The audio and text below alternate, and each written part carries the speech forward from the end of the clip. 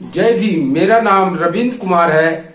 आज फिर बाबा साहब डॉक्टर अंबेडकर की एक राइटिंग एंड स्पीचेस से एक भाषण 15 दिसंबर 1952 को, जिसे बाबा साहब डॉक्टर अंबेडकर ने एल्फिस्टन कॉलेज में दिया था, वह आपके सामने प्रस्तुत कर रहा हूं। बाबा साहब डॉक्टर अंबेडकर एल्फिस्टन कॉलेज में 4 साल पढ़े थे, यानी हाई स्कूल और इंटर बाबा साहब एल्फिस्टन कॉलेज से किए थे। बाबा साहब डॉक्टर अंबेडकर अपने भाषण में कहते हैं कि इस कॉलेज में 4 सालों तक मैंने पढ़ाई की, लेकिन उस जमाने को मैं मीठी यादों वाला जमाना नहीं कह सकता। मैं इस कॉलेज का पहला ही अस्पृश्य छात्र था।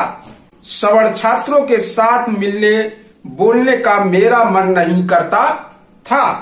डर के कारण नहीं, मेरा मन सवर्ण छात्रों के साथ बातचीत करना ही नहीं चाहता था।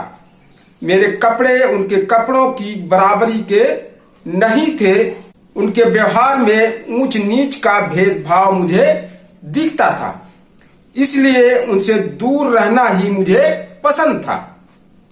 आजकल के छात्रों की तरह मेरा कॉलेज जीवन उत्साही नहीं था। मैं इसके लिए किसी को भी दोष नहीं देता। मेरे अध्यापकों ने और विद्यालय संचालकों ने मेरे साथ ठीक बर्ताव किया।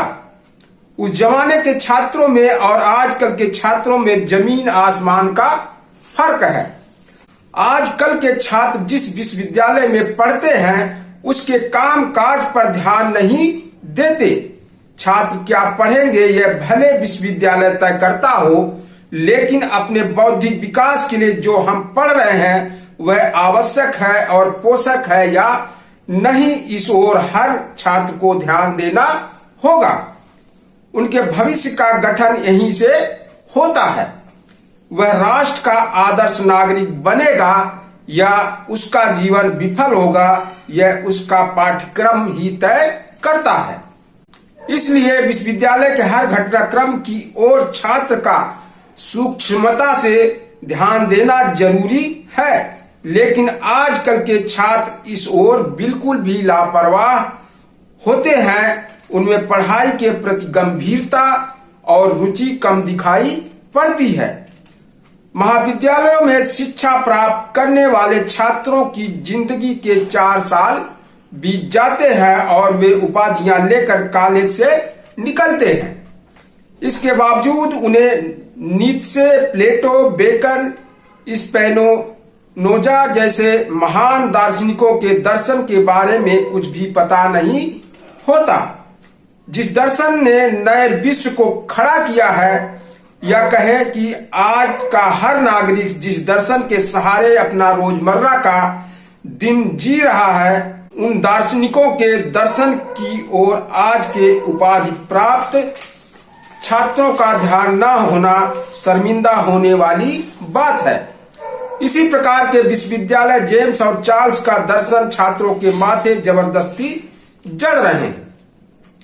छात्रों को चाहिए कि वे ऐसी बातें खुद पहचाने और आग्रह करें कि हमें सही शिक्षा चाहिए। मानवीय जीवन में वैचारिक और नैतिक मूल कभी भी स्थिर नहीं रहे हैं। समय के साथ साथ उनमें बदलाव आते रहे हैं। न वे सिर्फ बदलते हैं बल्कि वे दिनों दिन बेहतर होते जाते हैं। भारतीय छात्रों को भी चाहिए कि वे इन नित्य बदलते जीवन मूल्यों पर ध्यान दें और उन्हें अपने आचरण में लाने के लिए प्रतिबद्ध हों। उन्हें ध्यान देना होगा कि इन नए दर्शनों को विश्वविद्यालय पाठ्यक्रम में शामिल कर रहे हैं अथवा नहीं। लेकिन खेद की बात है कि आधुनिक छात्रों का बौद्धिक और वैचारिक स्तर गिरता जा रहा है। भूतकालीन मानवीय प्रज्ञा से उनकी तुलना ही नहीं हो सकती। बौद्धिक स्तर में इस प्रकार गिरावट क्यों आ रही है, इस बात पर छात्रों को सोचना चाहिए। उनकी इस अधोगति का कारण स्पष्ट है कि वे भूतकालीन ज्ञानियों और प्रतिभावानों की कृतियों पर ध्यान से अध्ययन नहीं करते। दूसरी तरफ आजकल के छात्र फुटबॉल, क्रिकेट और खोखली राजनीति में डूबा रहता है। विद्या अर्जन का बहुत बड़ा अर्थ है। हमारे प्राचीन गुरुकुल एकांत में विद्या पढ़ाया करते थे। वनों में उनके विश्वविद्यालय की स्थापना होती थी, जिसका प्रमुख कारण यह था कि छात्रों को पढ़ाई की नई दृष्टि प्राप्त हो। शिक्षा का मतलब है दुनिया को समझना और कुरीतियों पर प्राप्त ज्ञान से कड़ा प्रहार करना। इस नए नजरिए से वे सही जीवन मूल्यों की खोज करें, उनसे सीखें। लेकिन आजकल के छात्र खेल और राजनीति में खो जाते हैं और उस दिव्य दृष्टि को प्राप्त ही नहीं करते। हिंदी विद्यालयों के अध्यापक बेमन से अरुचि से केवल जिम्मेदारी ली हुई है, इसलिए विद्यादान करता है। उनके द्वारा स्वयं प्रेरणा से विद्यादान नहीं होता। अध्यापक के लिए जरूरी अंतःस्फूर्त विद्यादान का शौक और उसके लिए जरूरी निरंतर समर्पित अध्ययन भाव की उनमें कमी होती है।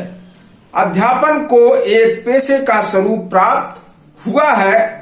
घंटा भरने के लिए उन्हें जो पढ़ना सिखाना पड़ता है, उसके कारण ही शायद अध्यापक वर्ग में यह शिथिलता प्राप्त हुई है। इसी कारण अध्यापक अपने दल को विचार करने के लिए प्रेरणा देने वाला ज्ञान देने में असमर्थ साबित हुए हैं। विद्यालयों द्वारा फीस में अंशंत बढ़ोतरी की है। फीस में इसी प्रकार वृद्धि होती रही तो छात्रों के जीवन पर उसका बुरा परिणाम होगा। उनका भविष्य खतरे में पड़ जाएगा। दार्शनिक केविन ने कहा है कि नॉलेज इज पावर, यानी ज्ञान महान शक्ति है। शिक्षा का मतलब यह नहीं कि केवल ज्ञान प्राप्त कर नौकरी पाले। छात्रों को इस ज्ञान को आराधना कर अपने देश का विकास और उद्धार करना हो तो उन्हें अपने विश्वविद्यालय के कामकाज में जरूर ध्यान देना होगा और अपने हकों के लिए हमेशा लड़ते रहना होगा। विश्वविद्यालय का कामकाज चलाने वाले सीनेट में बैठे क्रिया शून्य बूढ़ों को हटाए बगैर विश्वविद्यालय के कामकाज में सुधार नहीं आने वाला। उल्टे उन्हीं लोगों के कारण विश्वविद्यालय में खुलेआम घूस आदि चल रही है। सीनेट के सदस्य का शिक्षा संबंधी साहित्य या वैज्ञानिक उपकरण खरीदने की शर्त पर ही किसी नए स्कूल को या कॉलेज को मान्यता प्राप्त होती है। इसीलिए छात्र खुद ही विश्वविद्यालयों का कामकाज संभालें और अपना हित सिद्ध करें।